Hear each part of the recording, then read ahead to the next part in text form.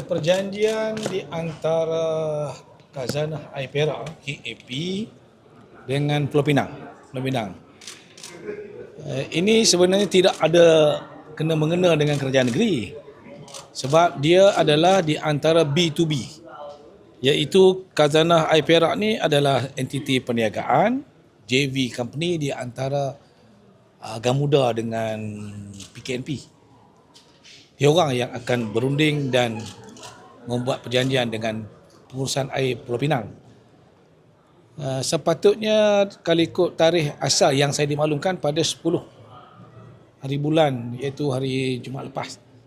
Tapi saya dimaklumkan bahawa pihak kerajaan Pulau Pinang minta tangguh sedikit, barangkali ada perkara yang nak diperhalusi lah. Di Penang yang punya minta tangguh, bukan KAP. Up to Penang lah. Once they are ready, they will sign it. Harga tu dah dipersetujui ke macam mana? Kita tak boleh nak umum selagi mana tak keluar dia punya janjian tu. Ini dia orang je. B dengan B. Business dengan business.